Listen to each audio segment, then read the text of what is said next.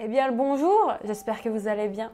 Première chose à vous dire, bonne fête, bonne année, parce que ça y est, on est le 1er janvier et que 2024, ça va changer de 2023, je vous le dis tout de suite, parce que 2023, c'était une année merdique. Voilà. Si je fais cette vidéo en 1er janvier 2024, c'est qu'il y a une bonne raison.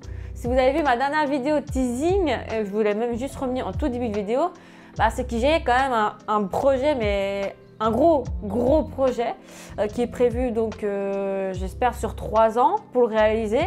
Donc ça va être compliqué, hein, parce que vous savez toujours pas ce que c'est comme projet, bien sûr, parce que j'aime bien languir, hein, voilà, hein, je suis sadique, hein. Dites-le, je suis sadique. Donc mon plus gros projet, my fucking big project, vous avez même un indice, hein. Il y a quand même un petit indice. En plus, ceux et celles qui sont en live Twitch, ils ont un tout petit truc en plus qu'ils peuvent utiliser avec leur point de chaîne. Donc, s'il y en a qui commencent à savoir, ça y est. C'est tout simplement que je veux aller vivre et travailler aux États-Unis. Oui, le projet d'aller aux États-Unis. Alors, vous allez me dire, mais pourquoi tu veux aller aux États-Unis particulièrement ? Alors, je vais vous raconter depuis le début d'où mon envie d'aller travailler et vivre pas aux États-Unis, mais à l'étranger tout court. C'est tout con et c'est tout simple. C'est que quand j'étais au lycée professionnel, donc en terminale CAP, le lycée proposait un stage Erasmus, c'était il y a quasiment 6 ans, quand l'Angleterre est encore dans l'Union européenne, avant le Brexit. Et en fait, ils cherchaient donc 2 coiffeurs, 2 cuistots, 2 en service, je crois, ou c'était 1 de chaque à la fin, mais en coiffure on était 2. Du coup, j'ai postulé, j'ai dû passer un entretien en anglais, faire une lettre de motivation en anglais, et bon, merci à ma prof d'anglais, hein, qui m'a vraiment aidé là-dessus. Et du coup, ça s'est fait. J'étais en mode putain, ça y est, je le fais. Et en plus, les stages comme ça c'est toujours en fin d'année scolaire, donc de juin à juillet, à cause des stages, qu'il y a dans les autres classes, et aussi, tout con, hein, les examens. Donc, je fais le stage, du coup, pendant 1 mois en Angleterre, qui est pas loin de Londres, c'était à Bromley High Street, qui était incroyable. J'étais dans une enseigne, et déjà, la mentalité là-bas... Oh, comment dire, quand je suis revenue de France 1 mois après, on se dit ok, il va falloir que je me réhabitue à cette mentalité. Alors, je suis méchante peut-être dans les propos, mais c'est vrai, la mentalité là-bas, mais elle est juste, c'est vraiment rien à voir avec nous, la mentalité des Français, quoi. Du coup, ça m'a vraiment donné envie d'aller voyager, de travailler, justement. De base, je voulais aller travailler en Angleterre, où j'avais été en stage. Comment dire, la vie là-bas, elle est très chère. Voilà. Je dis ça, peut-être les États-Unis, c'est pas mieux. Mais enfin, bref. Du coup, ça m'avait vraiment trotté dans la tête. Et l'année d'après, j'avais fait l'Italie. Toujours avec le même ressource, donc Erasmus. Et après, j'ai eu... il y avait un autre avantage aussi, c'est que je pouvais aller à Prague, je crois. Donc, c'était quand j'étais en première, 2 années de BP. Sauf que c'était que 2 semaines. Et en plus, je pouvais pas à cause du boulot, mais 2 semaines, ce n'est pas du tout rentable, je trouve. Alors que 1 mois, ça laisse vraiment le temps. Donc la première semaine, le prof, il reste. 3 semaines, on est tout seul, on va dire. Et la dernière semaine, il y a un autre prof qui vient toute la semaine pour venir nous chercher à la fin. Ça, ok. Et récemment, ça m'a redonné l'envie parce que, si vous êtes sans savoir, c'est que vous voyez même le fond de déco qui est derrière. Obscu et moi, on n'est plus ensemble. Voilà. Donc, on s'est séparés mi-septembre, octobre. Et du coup, je savais plus quoi faire. Et à un moment, j'étais très perdue dans ma vie. Je dis, en fait, ça me saoule, j'ai envie de faire quelque chose, j'ai envie d'avoir un projet vraiment à fixer. Et c'est vrai que le fait que je parle de temps en temps en anglais au boulot parce que je suis pas loin de la Suisse, donc on a quand même des clients qui viennent de la Suisse, qui parlent anglais, et j'ai même un client ça fait longtemps qu'il vit en France, mais il vient du Texas, donc il parle anglais, donc du coup ça me permet de travailler aussi mon anglais, et j'aime beaucoup, c'est beaucoup plus simple aussi. Je dis ça, il faut que j'envoie les cours d'anglais, je vais en parler ça un peu plus tard. Et du coup, c'est tellement, c'est trop bien en fait, j'ai plus les mots. J'ai plus les mots. je trouve que en fait, c'est une opportunité, je trouve, en plus d'avoir fait les stages aussi à l'étranger, donc ça m'a vraiment donné envie de faire ça. Et j'ai une de mes collègues, du coup, qui a travaillé à l'étranger aussi, donc ça me permet vraiment de me positionner mieux. Elle m'aide aussi par rapport à faire ma petite valise, voilà, tout simplement. Voilà ce projet, et en plus, en tant que coiffeuse, parce que depuis le temps je vous le dis que je suis coiffeuse, en fait on apprend beaucoup de choses, on apprend toujours dans le long de notre vie en fait, avec l'expérience, et je vois de ces trucs, des réalisations, surtout des techniques. Je vous parle chinois, je pense, pour vous, mais les techniques de couleur, de mèche, de balayage, ce que vous voulez, mais c'est juste incroyable en fait. J'ai envie d'apprendre de là-bas en fait, parce que c'est super intéressant. C'est tout con, mais c'est un truc que j'aime beaucoup. J'aimerais bien apprendre vraiment de tout et vraiment de partout. Donc voilà, je cherche beaucoup là-dessus. Évidemment aussi la culture et aussi perfectionner du coup mon anglais. Justement, on va parler de ça. Alors, mon anglais, bah oui, parce que bon, faut parler anglais. J'ai vraiment une chance où j'ai toujours bien travaillé mes cours d'anglais, que ce soit collège et lycée pro, puis les stages. J'ai toujours aimé l'anglais. Au niveau compréhension, j'arrive au niveau de l'écrit, ça va. L'oral, c'est plus compliqué parce que avec les accents, ça parle vite. De plus que je suis dyslexique, à savoir. Donc au niveau de la parole, c'est un peu plus dur pour moi de comprendre par rapport à l'écrit. Donc ça, c'est vraiment quelque chose que je vais devoir beaucoup travailler, qui va être dur de mon côté, parce que il faut vraiment que je tende l'oreille. Voilà, c'est. Puis aussi, à savoir, dans les États-Unis, il y a plusieurs États, ils n'ont pas la même prononciation. Donc celles qui connaissent vont me dire, je pense, la même chose. Donc ça va être... parce que je ne sais pas encore dans quel état je vais aller. Hein. Je précise parce que il y a beaucoup trop d'états. Et il faut que j'aille voyager. Il faut que j'aille là-bas, en fait, pour voir. Et ça va être la mission la plus dure. Hein. Ça, je vais en parler un peu plus tard aussi également. Donc pour l'anglais, j'ai décidé de reprendre des cahiers de cours d'anglais. Alors, en premier, je vais vous montrer. Moi, j'avais pris ceux du Cultura, donc Assimil. Donc, j'ai pris un faux débutant pour remettre les points sur les i. Et là, le intermédiaire, je n'y ai pas encore touché. Parce que déjà, le faux débutant, je suis en mode... ah oui, j'avais quand même oublié quelques points quand même, niveau grammatical, tout ça. Donc, va falloir que je remette le nez dessus. Parce que ça fait 3 mois là que je ne fais plus trop mon anglais. Ça va pas du tout. Bon, faut dire avec le boulot et ce qui s'est passé dans ma vie personnelle, ça n'a pas été évident non plus. Faut dire que je suis en 39 heures au boulot. Je fais quasiment 1 heure de sport après le boulot. Donc des fois, je fais 9h-20h, voilà. Donc la joie. La joie. Donc le seul moment où je peux vraiment apprendre l'anglais quand j'ai le temps, c'est quand je suis en congé. Donc c'est-à-dire 2 fois par semaine. Donc c'est pas énorme non plus.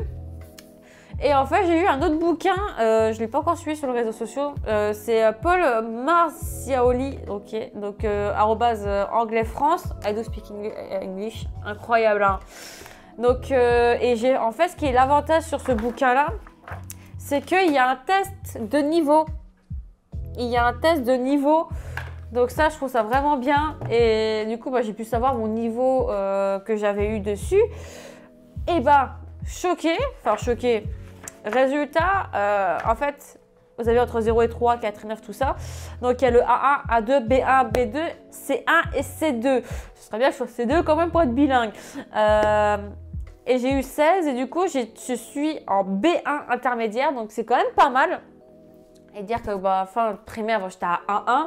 Même au lycée pro, j'étais à A1, A2 même. Donc là, je suis passée à B1. Donc, je trouve ça quand même pas mal. Ça, c'est super bien. Et après, en fait, ils mettent les erreurs qu'on fait le plus quand on parle anglais. Ça, il faut que je le revoie souvent. Et après, il y a tout le vocabulaire d'une... je dirais pas une centaine de pages quand même. Ah si, quand même. Hein. Il y a quoi? Ouais, pas loin de 100 pages. Il y a pas loin de 100 pages, donc dans la nature, les vêtements, les voyages, le corps humain, les phrases aussi de texto, par exemple, à savoir dans les magasins, la ville... Voilà, il y a les expressions aussi, donc il y a le temps qui passe à table, voilà, les hobbies, le sport, enfin bref, je ne vais pas tout vous détailler. Là, je m'étais arrêtée au travail. Et après, en fait, il y a les cours de grammaire, du coup, avec des exercices, donc ça se trouve quand même bien. Et franchement, j'arrive mieux. Parce que savoir, vu que je vous rappelle, je suis dyslexique, donc il y a des méthodes d'apprentissage qui ne me conviennent pas parce que c'est plus dur. Même au niveau comment c'est fait en fait. Ça va toi? Ça va Lana? Je t'embête? Non mais vas-y. Vas-y. Donc je redisais que la façon comment c'est présenté au niveau du bouquin aussi, je trouve que c'est vraiment plus pratique. C'est tout, je peux pas vous dire tape à l'œil, mais c'est très simpliste. Très simpliste, alors que je vois vous remonte pour A6000. Parce qu'en fait, A6000, à savoir, il y a quand même beaucoup de... qu'est-ce que je vais vous mettre? Un truc, ça peut être pas mal. En fait, ils mettent ce genre de truc. Donc il y a beaucoup de choses. Donc, les prononciations, les sons, ou aussi savoir les exceptions, le vocabulaire ou les traductions, les expressions aussi. Donc ça, je trouve, tout ce qui est mis là, je trouve que c'est énorme en fait, c'est mélangé.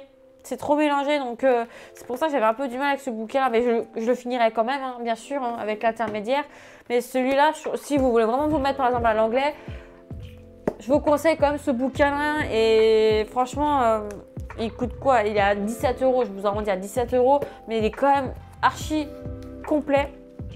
Donc vous avez la grammaticale. En fait, c'est par ordre. Après, vous avez le temps grammatical, donc tout ce qui est conjugaison, on va dire en mode français. Et aussi, ça va être bien, ça je ne l'ai pas encore vu, c'est les mots à choisir, parce qu'en fait, il y a tellement un seul mot, ça a plusieurs prononciations, et c'est ce qui me fait le plus peur, parce que j'ai peur de mal interpréter, du coup, ce soit pas compris comme je voudrais à la personne d'en face, donc ça me stresse en fait. Et ça, ce sont des trucs à savoir sur le bout des doigts, donc les adverbes, les conjugaisons, c'est irrégulier, hein, ça on connaît hein, les cours d'anglais là-dessus. Hein. Un plaisir de les apprendre. Donc voilà, s'il y en a qui sont intéressés, ce bouquin-là, je le conseille fortement, que le A6000, je trouve que c'est vraiment le plus basique et le plus pratique. Hein. Voilà. Alors, du coup, ce serait la question, quand est-ce que tu pars aux États-Unis? Alors, moi j'avais prévu pour 2 ans, parce qu'il faut savoir, faut mettre de l'argent de côté. Vu comment ça s'est goupillé fin 2023, et du coup je vais partir sur 3 ans. 3 ans pour mettre de l'argent de côté, pour bien travailler l'anglais, et le temps aussi d'aller quand même de temps en temps aux États-Unis. Enfin, je l'espère, parce que le problème, ça coûte cher. Voilà, donc au niveau des États, il faut que je me renseigne. Le boulot, ce qu'il faut savoir, pour le boulot, on en trouve tout le temps en coiffure, à savoir, hein, parce que voilà, c'est quand même un grand métier. Donc dans 3 ans, j'aimerais bien y aller. Et par contre, je vous fais avec la petite résolution de YouTube 2024 aussi, sur cette chaîne, vu que si vous voyez ma chaîne YouTube, il n'y a plus les vidéos Yu-Gi-Oh! À savoir. Donc là, je repars de 0. Quand je dis 0, c'est 0. Donc de temps en temps, il y aura des VOD Twitch sur des vidéos où je vais peut-être parler en anglais, voilà, des choses comme ça, des compréhensions. Et puis des vidéos un peu vlog de 1 fois par mois. On appelle ça des vlogs immenses, je crois. Désolée si je l'ai mal dit. Donc pour voir où est-ce que j'en suis aussi un petit peu... voilà, parce que par exemple derrière, ça a changé. Je vais encore faire des modifications. Donc voilà, je vais vous montrer un petit peu le changement. Mon niveau d'anglais, où est-ce que j'en suis? Non, Lana, non. Donc des choses comme ça, c'est simpliste quand même. Donc je ne vais pas tout montrer ma vie non plus, hein, parce que je ne veux pas. Hein. Merci, j'ai une vie personnelle. Et puis c'est déjà une bonne chose. Donc voilà, des vidéos des Twitch et des petites vlogs update, comme j'appelle. Et à savoir, ça c'est Alizea qui m'a donné cette idée-là. Ça va être dur au début, hein, je vous le dis. C'est que 1 fois par mois, je vais faire un live Twitch full en anglais. C'est-à-dire, je ne parle pas français. Je ne parle pas français, mais le problème, c'est que la plupart de la communauté ne parle pas beaucoup anglais ou qui ont une petite base. Bon, après, il y en a qui sont intéressés, du coup, ça permet aussi d'apprendre l'anglais. Je trouve ça vraiment bien. Donc, si vous êtes intéressés, vous me le dites en commentaire. Et dans tous les cas, je le ferai quand même parce que ça peut vraiment être pas mal du tout. Bon, ce sera des tout petits lives, peut-être au début de 2 heures. Je pense que ce sera quand même pas mal du tout. Donc... ça, c'est une super idée qu'elle m'a donnée, donc du coup, je vais la mettre en place d'ici peut-être un mois ou 2. Du coup, je vais pas tarder sur cette vidéo, parce que voilà, je voulais pas faire une longue vidéo non plus, voilà, pour parler de mon projet. Donc, s'il y en a qui sont intéressés pour l'anglais, tout ça, voilà, je vous mettrai le lien du bouquin. Si vous êtes intéressé, et aussi du coup avec une fois par mois le live full en anglais sur Twitch, et j'espère que ce projet se réalisera parce que c'est un peu de l'impossible. En anglais ça va aller, mais c'est surtout financièrement parce que ça ne va pas être évident. Je vais vous laisser là-dessus, je vous dis peut-être mois prochain, février, parce que je vais me faire tatouer la main. Vous allez me voir douiller peut-être, qui sait. Puis des petites choses que je vais décorer, que je vais encore changer. Puis un petit update pour là où j'aurais bien repris quand même les cours d'anglais du coup dès ce mois-ci. Allez, sur ce, je vous laisse. Je vous dis à bientôt. C'était Mona, portez-vous bien, faites attention à vous. Et encore bonne année 2024.